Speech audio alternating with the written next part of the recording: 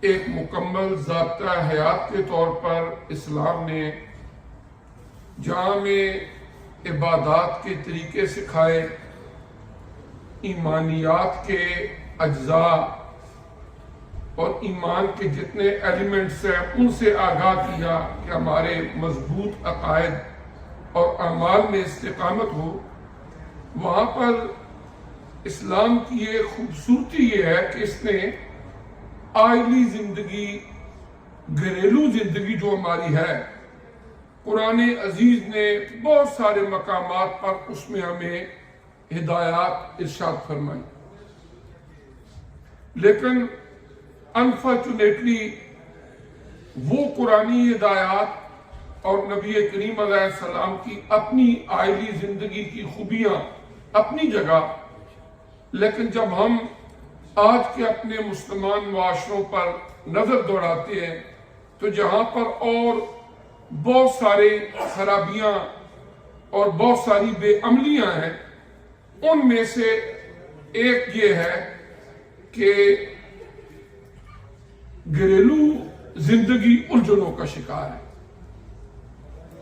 اس وجہ سے نہیں کہ ہم مسلمان ہیں، بلکہ اس وجہ سے کہ ہم نے اسلامی تعلیمات سے اور اسلام کی جو آئلی زندگی کی خوبیاں ہیں ان سے روگردانی کی ہے۔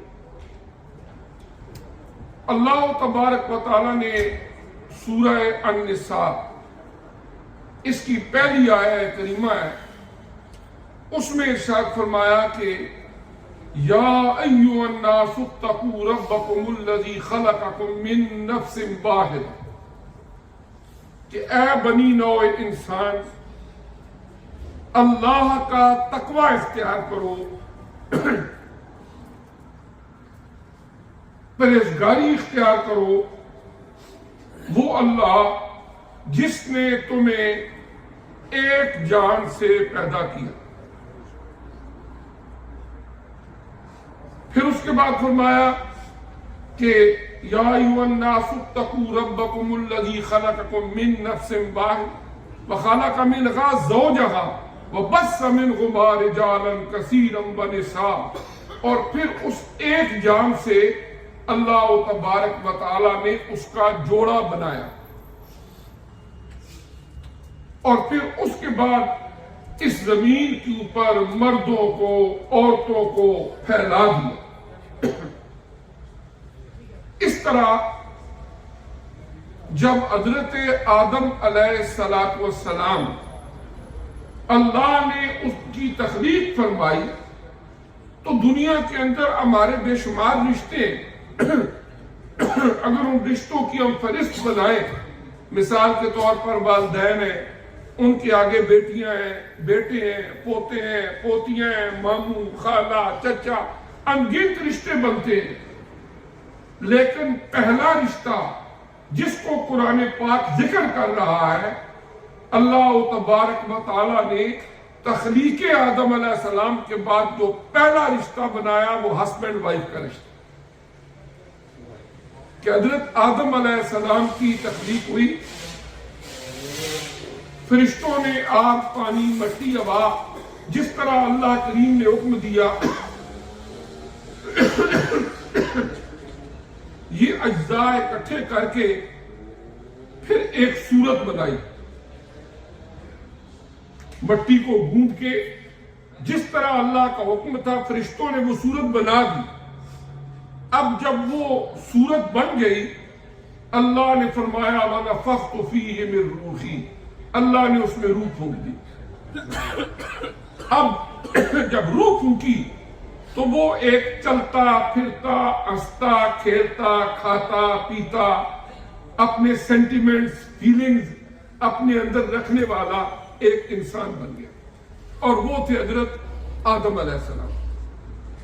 اب پھر اس اللہ تبارک و تعالیٰ کی جو حکمت کاملہ ہے وہ بہتر جانتا کہ کس طرح اس نظام کائنات کو چلانا ہے، پھر آدم علیہ السلام کے ہی وجود سے اللہ نے حضرت سیدہ حوا علیہ السلام کی تخلیق فرمائی۔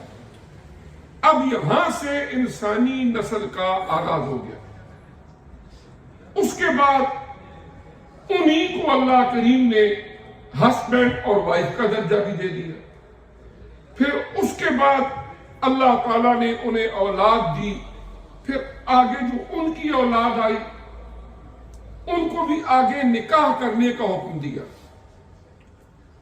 اور جتنے بھی انبیاء اور رسل اس زمین پر آتے رہے اور انسانوں کو جہاں پر وہ توحید باری تعالی، نبیوں کی رسالت، ڈیوائن اسکرپٹس، آخرت کی یاد دہانی، اچھے کاموں کی تلقین، گناہوں اور برائیوں سے روکتے رہے، وہاں پر ایک اہم نقطہ وہ یہ تھا کہ وہ ازدواجی زندگی اور آئلی زندگی کے حوالے سے بھی انہیں کی رہنمائی کرتے رہے. اس لیے کہ یہ پہلی بنیاد ہے، یہ جو ہے سوسائٹی کی، کمیونٹی کی، اس کا پہلا یونٹ ہے، پہلی اکائی ہے.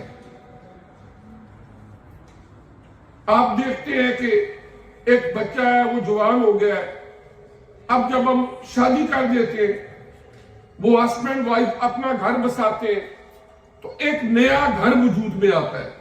پھر اللہ انہیں اولاد دیتے ہیں.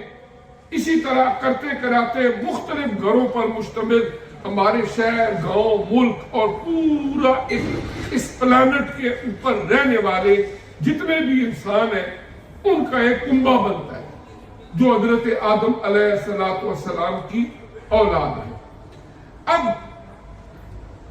انسان کس طرح خوشگوار زندگی گزار سکتا ہے، کس طرح مطمئن رہ سکتا ہے؟ انسان کے اپنے اندر اتنی صلاحیت نہیں ہے کہ وہ از خود اپنی عقل کی بنیاد پر لیجسلیشن کر کے یا فیصلے کر کے وہ یہ سمجھے کہ مرد اور عورت کا تعلق کیسا ہونا چاہیے. ہر مختلف ملکوں کے اندر، مختلف علاقوں کے اندر بڑی بڑی یونیورسٹیوں سے پی ایچ ڈی اسکالر جب ممبر پارلیمنٹ بنتے ہیں، وہاں جا کے ایک سوال اٹھتا ہے کہ کیسا تعلق ہونا چاہیے، اور ایسی ایسی بونگیاں مارتے ہیں، ایسی ایسے فضول کام کرتے ہیں کہ انسانی عقل دنگ رہ جاتی ہے. اس کی وجہ یہ ہے کہ جس مالک حقیقی نے ہمیں پیدا کیا ہے اس نے ہمیں لاوارث نہیں چھوڑا. آدم علیہ السلام اگر پہلے انسان ہیں مادی وجود کے ساتھ بننے والے تو ان کے سر پہ اللہ نے نبوت کا تاج بھی سجا دیا. وہاں سے اس گائیڈنس کا، اس پیشوائی کا، اس رہنمائی کا سلسلہ شروع ہوا. پھر اس کے بعد مختلف ادوار کے اندر اللہ تعالیٰ نے مختلف ملکوں کے اندر، مختلف زمانوں کے اندر، مختلف خطہ زمین کے اوپر اللہ نے اپنے اولو العزم پیغمبروں کو بھیجا کہ جاؤ اس بنی نوع انسان کو سکھاؤ تم کون ہو، تم کہاں سے آئے ہو، تم نے کہاں جانا ہے، اور یہ تھوڑی سی زندگی جو تمہیں زمین پر گزارنے کے لیے ہم نے دی ہے اس کو کیسے خوشگوار بنا سکتے، کس طرح مطمئن گزار سکتے. یہ اللہ کے سارے نبی اپنی امتوں کو تلقین کرتے رہے، ان کو سکھاتے رہے. اب اس کے بعد جب یہ انسانیت سفر کرتے کرتے کرتے ایک ایسی سٹیج پر پہنچی کہ جس طرح ایک بچہ پیدا ہوتا ہے، بڑا ہوتا ہے، پھر ایک وقت آتا ہے کہ وہ عالم شباب کو پہنچ جاتا ہے، جوان ہو جاتا ہے، اسی طرح انسانیت بھی سفر کرتے کرتے جب عالم شباب کو پہنچی، اللہ تعالیٰ نے اپنے آخری نبی، آقا نامدار، مرشد قلب و نظر حضرت محمد مصطفیٰ صلی اللہ علیہ وآلہ وسلم کی بعثت فرمائی. آپ تشریف لائے. آپ صلی اللہ علیہ وآلہ وسلم کی جب تشریف آوری ہوئی، جس ماحول، جس معاشرے کے اندر آپ نے آنکھ کھولی، اپنا بچپن گزارا، مکہ مکرمہ میں لڑکپن گزارا، جوان ہوئے، وہ ایک ایسا معاشرہ تھا کہ باقی خرابیاں اپنی جگہ، اس وقت ٹائم نہیں ہے ان کو گنا جائے، لیکن سوشل حوالے سے ایک بڑی خرابی کیا تھی کہ عورت کو انتہائی ذلت اور رسوائی کا نشان سمجھا جاتا ہے۔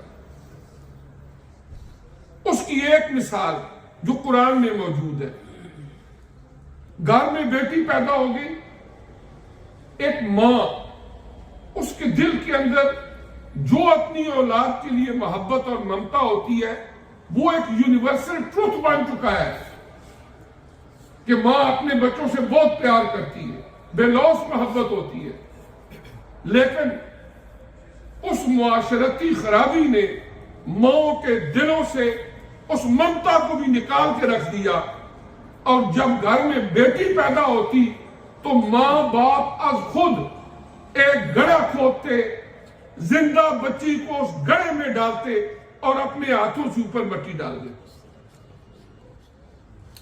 مکہ مکرمہ میں جو خانہ کعبہ شریف کے مسجد حرام شریف کے ارد گرد مختلف گیٹس ہیں، ان میں سے ایک باب الفتح ہے۔ باب الفتح کے بالکل سامنے آج بھی وہ ایک جگہ موجود ہے کہ جہاں پر لوگ اپنی بچیوں کو زندہ درگور کر دیا کرتے، عورت کو ذلت کا نشان سمجھا جاتا تھا۔ اچھا، اس کی وجہ آج بھی ہماری ایک مس انڈرسٹینڈنگ مختلف کتابوں کے اندر یہ ملتی ہے کہ حضرت آدم علیہ السلام کا اور حضرت مائی حوا علیہ السلام کا جو قصہ، جو واقعہ قرآن میں بیان ہوا ہے، اس میں کوئی شک نہیں کہ اللہ پاک فرماتے ہیں لا تقربا هذه الشجرہ، دونوں کو مخاطب کیا۔ تقربا ڈیول کا صیغہ ہے، تثنیہ کا صیغہ ہے کہ حضرت آدم اور حضرت مائی حوا علیہ السلام دونوں کو یہ فرمایا گیا کہ آپ نے اس درخت کے قریب نہیں جانا۔ یہ اپنی اللہ کی قدرت کاملہ تھی، اور پھر قرآن یہ بھی فرماتا ہے کہ وہ دونوں اس درخت کے قریب چلے گئے، کسی ایک کو نہیں ذمہ دار ٹھہرایا گیا۔ لیکن بائبل کے اندر یہ موجود ہے، جو مسکنسپشن ہے کہ آدم علیہ السلام کو حضرت مائی حوا علیہ السلام نے برگلایا تھا اور اس وجہ سے وہ درخت کے قریب چلے گئے، جبکہ قرآن پاک کے اندر ایسی کوئی بات موجود نہیں۔ قرآن نے کہیں پر حضرت سیدہ حوا علیہ السلام کو ذمہ دار نہیں ٹھہرایا۔ اس کا نتیجہ کیا نکلا کہ انہوں نے کہا کہ یہ عورت کی وجہ سے سارا کچھ ہوا ہے، ورنہ ہم نے جنت میں عیش کرنی تھی۔ اگر وہ آدم علیہ السلام کو نہ برگلاتی، درخت کے قریب نہ لے کے جاتی، تو حضرت آدم علیہ السلام وہاں ہی رہتے، تو ہم ان دنیا کے جمیلوں میں نہ پڑتے، وہاں ہی عیش و عشرت کی زندگی گزارتے۔ اس عورت کی وجہ سے ہم زمین پر آئے ہیں، آزمائشوں میں گزر رہے ہیں، لہذا ان ساری آزمائشوں کی ذمہ دار عورت۔ اس وجہ سے انہوں نے عورت کو گھٹیا قرار دیا، لیکن آقا انعامدار محمد رسول اللہ صلی اللہ علیہ وسلم نے تشریف لا کے عورت کی اس عزت کو، اس وقار کو بحال کیا۔ آپ اندازہ لگائیں کہ جس ماحول کے اندر عورت کو نحوست کا نشان قرار دیا جاتا ہو، اپنے گھر کے اندر برداشت نہ کیا جاتا ہو اور زندہ دفن کر دیا جاتا ہو، اس کی چیخ و پکار بھی ماں باپ کے اوپر اور فیملی کے اوپر کوئی اثر انداز نہ ہوتی ہو، اس ماحول کے اندر پیارے آقا حضرت محمد مصطفیٰ صلی اللہ علیہ وسلم جب جوانی کی عمر کو پہنچتے ہیں، 25 ایئر کی ایج میں، ایک عورت جن کی عمر 40 سال ہے، بیوہ ہے، حضرت سیدہ خدیجہ الکبریٰ رضی اللہ تعالی عنہا، ان کے ساتھ آپ کا نکاح ہوتا ہے۔ اللہ تعالیٰ بیٹیاں عطا فرماتے ہیں، 3 بیٹے بھی عطا فرمائے۔ نبی کریم علیہ السلام اپنی ان بچیوں سے، اپنی ان بیٹیوں سے درجہ پیار کرتے ہیں۔ حضرت سیدہ فاطمہ الزہرا رضی اللہ تعالی عنہ، نبی کریم علیہ السلام جب سفر پر جاتے، آخر میں ان کو مل کے ماتھے پہ بوسہ دے کے جاتے، واپس آتے ان کے ساتھ پیار کرتے، اور آپ نے فرمایا اگر اللہ تعالیٰ نے کسی کو 2 بیٹیاں عطا فرمائیں، اس نے ان کی تعلیم تربیت کا اہتمام کیا، ان کی شادیاں کر دی، کل قیامت کے دن وہ بندہ اور میں ایسے ہوں گے جیسے یہ دو انگلیاں ہیں۔ ایک صحابی نے عرض کی، یعنی حدیث میں جو ہے 3 بیٹیاں، حدیث میں جو آپ نے پہلے فرمایا کہ 3 بیٹیاں جس کو اللہ تعالیٰ نے عطا کی۔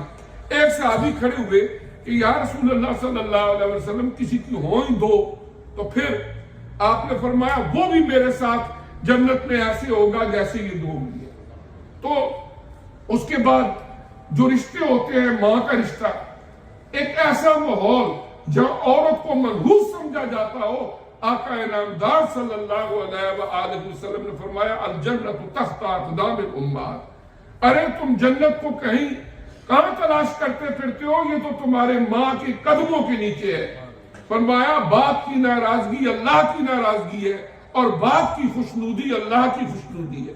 تو اللہ کے پیارے نبی صلی اللہ علیہ وسلم نے عورت کی اس عزت کو بحال کیا، لیکن بدقسمتی سے آج ہمارے معاشروں کے اندر وہ اسلام جس نے عورت کو یہ عزت دی، وراثت کا حقدار ٹھہرایا، معاشرے کے اندر بیوی کے طور پر، بہن کے طور پر، بیٹی کے طور پر، ماں کے طور پر اعلیٰ و عرفہ مقام دیا، جبکہ اس کو مختلف، اگر تاریخ کے اوراق میں آپ تلاش کریں، خواہ وہ یونانی دور ہو، رومن امپائر ہو، یا حضور علیہ السلام کی تشریف آوری سے پہلے اہل مکہ کے احوال ہو، وہاں پر عورت کا انتہائی برا حال رہا، لیکن اللہ تعالیٰ کے پیارے نبی نے دین اسلام کی پاکیزہ تعلیمات نے اس عورت کو ملکہ بنایا اپنے گھر کی۔ آج ہماری سڑکوں کے اوپر جب 8 مارچ آتی ہے، نام پوچھو، میرا نام فاطمہ، میرا نام خدیجہ، میرا نام ام کلثوم، لیکن سڑکوں پہ گندے مندے بینر اٹھائے، وہ کہتی ہمیں حق دو۔ ارے تم کون سا حق مانگنا چاہتی ہو کہ تمہیں زندہ درگور کر دیا جائے؟ یہ حق مانگنا چاہتی ہو کہ وہی زمانہ جاہلیت والا؟ 2 ہی رستے، یا تمہیں حق ملے زمانہ جاہلیت والا کہ پیدا ہو تو زندہ درگور کر دیا جائے، کوئی رائٹ نہ دیا جائے، جائیداد میں اقدار نہ ٹھہرایا جائے، اور اگر تم اسلام کا حق مانتی ہو تو پھر قرآن پڑھو، سورہ النور کی تلاوت کرو، سورہ النساء کی تلاوت کرو، تمہیں پتہ چلے کہ تمہارے رائٹس کیا ہیں۔ اللہ نے تمہیں کتنا بلند مقام عطا فرمایا ہے کہ تمہارے قدموں کے نیچے جنت رکھ دی ہے، اور تمہیں کیا مقام چاہیے؟ تو بات یہ ہے کہ ہمارے گھروں کے اندر یا معاشروں کے اندر آج اگر کہیں پر بے سکونی نظر آتی ہے، مختلف چیزیں، اس کی یہ قطعی وجہ نہیں ہے کہ ہم مسلمان ہیں تو اس لیے، اس کی وجہ یہ ہے کہ ہم نے اسلام کی ان پاکیزہ تعلیمات سے روگردانی کی ہے۔ دیکھیں، جو ہمارا گھر ہوتا ہے، آپ جب ابھی جمعہ پڑھیں گے، واپس جائیں گے اپنے گھر، آپ کی جیب میں ہو سکتا ہے چابی ہو، نہیں تو ناک کریں گے۔ آپ جب دروازہ کھول کے اندر جاتے ہیں، اندر سے لاک کر دیں۔ اس ملک کا پرائم منسٹر بھی قانونی لحاظ سے آپ کی اجازت کے بغیر آپ کے گھر میں داخل نہیں ہو سکتا، کوئی بندہ آپ کے گھر میں داخل نہیں ہو سکتا، وہ ایک آپ کی اپنی اسٹیٹ ہے۔ آپ وہاں پر کیا کرتے ہیں؟ اپنے گھر کا ایک کمرہ آپ نے تہجد کے لیے رکھا ہے، بچوں کی تربیت کیسی کر رہے ہیں، آپس میں کیسے رہتے ہیں، یہ آپ کا اپنا معاملہ ہے۔ اگر تم اللہ کے دین کو سمجھ کے وہاں پر ایک دوسرے کے حقوق اور فرائض کا خیال رکھو گے، اور اپنے آپ کو مسلمان کے طور پر خامن اور مسلمان کے طور پر بیوی بن کے وہاں پر رہو گے، تو جو اس میں سکون ہے وہ کہیں پر بھی سکون نہیں۔ آپ دیکھیں نا، ایک اعتراض اسلام پر یہ اٹھا دیا جاتا ہے کہ دیکھیں جی اللہ تعالیٰ نے قرآن میں فرمایا کہ جی عورتوں کو آدھا حصہ دو اور مردوں کو، لڑکوں کو ڈبل دو۔ یہ بھی ایک قرآن پاک میں فرمایا لِلذَّكَرِ مِثْلُ حَظِّ الْأُنثَيَيْنِ۔ قرآن فرماتا ہے اگر بیٹے بھی ہیں بیٹیاں بھی ہیں تو جو بیٹا ہے اس کو ڈبل ملے گا۔ اگر 50,000 پاؤنڈ ہے، اس میں سے کیا ہے 2 بیٹیاں ہیں اور 1 بیٹا ہے، تو ایک بیٹے کو 25,000 اور باقی جو 25,000 25,000 بچا ہے 12,500 جو ہے وہ کس کو ملے گا؟ ایک بیٹی کو۔ یہ اسلام کا قانون کہ یہ عورتوں کے ساتھ زیادتی ہے۔ لیکن اگر اسلامی سوسائٹی، اسلامی معاشرے اور اسلام کے خانگی آپ نظام کو دیکھیں تو اسلام کے اندر مساوات اور عدل یہ ہے کہ جس کا جو حق ہے اس کو وہ ملنا چاہیے. دیکھیں نا، آپ ایک فیکٹری میں کام کرتے ہیں، وہ ایک ایم ڈی ہے، ایک ملازم ہے، ایک کلینر ہے، پی ایم ہے، اور کیئر ٹیکر ہے. اب انصاف یہ نہیں ہے کہ ہر ایک کو برابر ملے، انصاف یہ ہے کہ جس کا جو حق بنتا ہے وہ اس کو پورا ملنا چاہیے. کامن سینس کی بات ہے. ایک بچی جب ایک گھر میں پیدا ہوتی ہے، اللہ تعالیٰ نے والدین کے اوپر یہ ذمہ داری لگائی کہ ماں اس کی پرورش بھی کرے، دیکھ بھال بھی کرے، باپ محنت کرے. اللہ نے اس کو سٹرانگ بنایا ہے، قوام بنایا ہے، وہ کمائے اور اپنی فیملی کو خوشحال رکھے. اس کا کھانا پینا رہنا سہنا سارے معاملات، تعلیم تربیت کی ذمہ داری ماں باپ کے اوپر. پھر ایک وقت آتا ہے، کرتے کرتے وہ جوان ہو جاتی ہے. جوان جب ہو جاتی ہے اس کا نکاح کر دیا جاتا ہے. جس دن اس بچی کا نکاح ہوتا ہے، جو ہی وہ کہتے ہیں کہ مجھے قبول ہے، اسی لمحے اس خاوند کے اوپر ساری ذمہ داریاں آ جاتی ہیں کہ اس کی مینٹیننس، اس کا نان و نفقہ، اس کی تمام تر ذمہ داریاں اس خاوند کے اوپر ہے. اس کے بعد اللہ اولاد دیتا ہے، اس اولاد کی پرورش، تعلیم تربیت کی ساری فائنینشل ذمہ داریاں اسی خاوند کے اوپر ہے، عورت کے اوپر نہیں. پھر کرتے کراتے زندگی گزرتی رہتی ہے، بچے جوان ہو جاتے ہیں، ماں باپ بوڑھے ہو جاتے ہیں.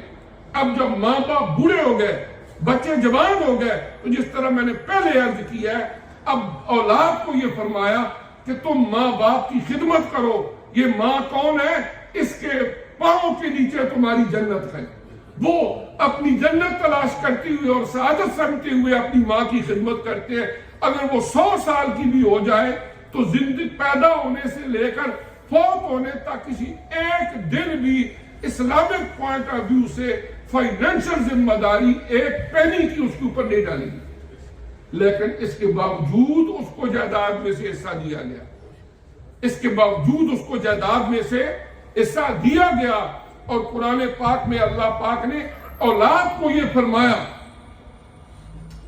وَقَضَىٰ رَبُّكَ أَلَّا تَعْبُدُوا إِلَّا إِيَّاهُ وَبِالْوَالِدَيْنِ إِحْسَانًا إِمَّا يَبْلُغَنَّ عِندَكَ الْكِبَرَ أَحَدُهُمَا أَوْ كِلَاهُمَا فَلَا تَقُل لَّهُمَا أُفٍّ وَلَا تَنْهَرْهُمَا وَقُل لَّهُمَا قَوْلًا كَرِيمًا وَاخْفِضْ لَهُمَا جَنَاحَ الذُّلِّ مِنَ الرَّحْمَةِ وَقُل رَّبِّ ارْحَمْهُمَا كَمَا رَبَّيَانِي صَغِيرًا. اللہ پاک نے فرمایا کہ اللہ نے تمہیں حکم دیا ہے. اولاد کو فرمایا جا رہا ہے وَقَضَىٰ رَبُّكَ، اور تمہارا رب تمہیں یہ حکم دیتا ہے اللہ کے سوا کسی کی عبادت نہ کرو. وَبِالْوَالِدَيْنِ إِحْسَانًا، اپنے والدین سے اس نے سلوک کرو.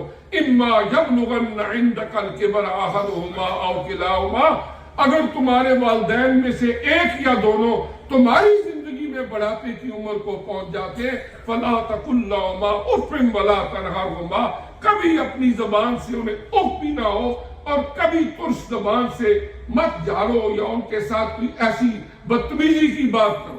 وَقُل لَّهُمَا قَوْلًا كَرِيمًا، بات کرو پیار محبت کے ساتھ، ان کے ساتھ بات کرو. عربی کا ایک مقولہ ہے، تلوار کا زخم لگ جائے ٹائم ٹو ٹائم وہ مندمل ہو جاتا ہے، ٹھیک ہو جاتا ہے وہ زخم، لیکن زبان سے لگے ہوئے زخم سم ٹائم ساری زندگی نہیں ختم ہوتی. آپ نے کسی بندے کو گالی گلوچ کوئی ایسی بات کہہ دی لوگوں کے سامنے، یا ویسے ہو سکتا ہے وہ الفاظ ایسے اس کے دل میں پیوست ہو کہ جب آپ سامنے آئے تو آپ کے الفاظ اس کو یاد آئے. فرمایا وَقُل لَّهُمَا قَوْلًا كَرِيمًا، کہ اپنے والدین سے کیا کرو؟ پیار محبت والا رویہ رکھو اور اچھی زبان سے، نرم زبان سے بات کرو. اور پھر اس کے بعد دعا کرو، اے اللہ میں چھوٹا تھا، میں کچھ کرنے کے قابل نہیں تھا، جس طرح میرے ماں باپ میرے اوپر مہربانیاں کرتے رہے، مجھے پالتے پوستے رہے، اے اللہ تو رب ہے، تو بھی اب ان کے حال کے اوپر رحم کر.